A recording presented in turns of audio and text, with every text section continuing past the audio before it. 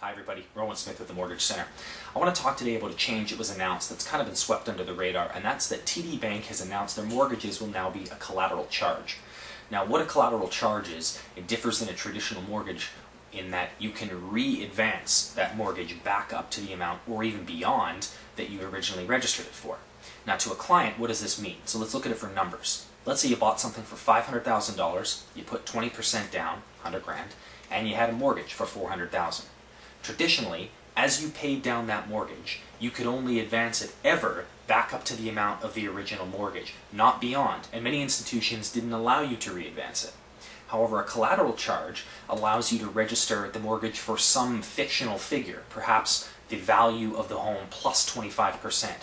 Not the mortgage, but the value of the home plus 25% or more. Some institutions, such as Scotia, don't even specify a limit.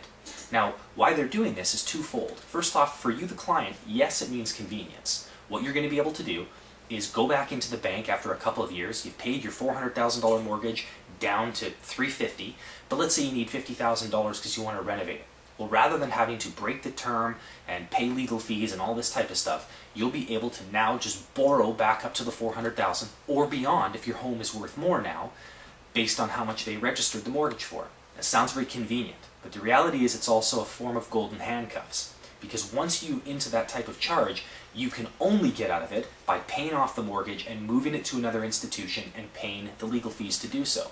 So it's a way of locking you up with that institution. Now, to anybody that's had a mortgage for longer than one term, they'll know that first offer that the bank gives you at renewal is never that great. So if you're thinking you're going to move your mortgage or you're going to shop your mortgage at the end of your 5-year term, if you've taken the new collateral charges from TD or from other institutions like that, chances are you're not going to be able to shop it without eating some legal fees in there.